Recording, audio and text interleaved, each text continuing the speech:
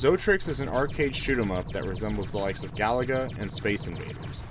The gameplay is close to other games in its genre, but outside of gameplay, there is a bit more going on. Outside of shooting the alien menace known as the Zotrix, you'll be traversing different outposts and gathering resources to better upgrade your ship. The game is a fun arcade shooter, but is bogged down by technical issues and a terrible user interface that is frustrating to use. Two modes round out the Zotrix experience: Arcade and Story. The arcade mode pits you against ever-increasing levels of enemies to see how long you can last. At the end of each level, you can buy an upgrade to help you survive longer. Once all lives are lost, however, that's it.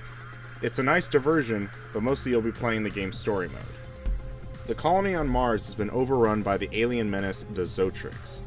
You are humanity's best chance to rid the galaxy of terror.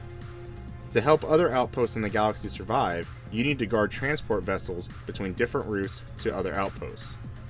Helping guide transport vessels between outposts doesn't mean it's an escort mission. The vessels appear on screen, but don't take damage or help you in combat. Clearing a particular route means the vessel has arrived safely. The reward for completing a route are credits, the currency in the game, and various materials that can be bought or sold in the in-game resource trading menu for more credits. These resources are used to upgrade your ship with better equipment. Upgrades can be bought in an equipment store, and the stock of what is on sale differs from outpost to outpost. Some upgrades are permanent, such as a new ship, extra blasters, or drones, while other upgrades are one-time use items, such as a decoy or bomb. I found saving my credits and resources for permanent upgrades to be much more useful, as the one-time use items don't offer anything substantial. However, some of the items I bought outright crashed the game when I tried to use them. There is a decent range of items available if you can get them to work. Traversing through different routes is a means to an end to complete a quest. Quests are given to you by various commanders of the colonies, and they offer some backstory to the situation, but what really matters is what routes they tell you to take to complete a quest. Some quests require 2 or 3 routes to complete. When at an outpost, there can be several different routes to take to another outpost, but it doesn't matter too much as only a certain route will lead you to completing a quest.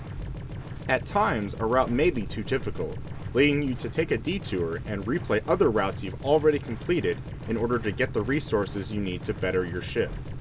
There are over 50 missions in the game that will keep you busy for a while. Gameplay is very similar to other arcade shooters, as you'll move around the screen and avoid enemy fire. 2 additional upgrades are available for pickup in each route, increasing your ship's firepower. 5 lives are given to you in each route, but the ship can take damage from enemy fire before losing a life. Once a life is lost, you lose one of the firepower upgrades. When firing, the sound effect can be very repetitive and can become very annoying. I recommend turning the sound effects down in the options menu to save your sanity. Pressing L3 or R3 while in gameplay can lower your ship to avoid enemy fire for a short time. It can make the game a little too easy at times, and almost feels like a crutch rather than a gameplay option. Clearly, the menu and interface in the game was built for a mouse and keyboard.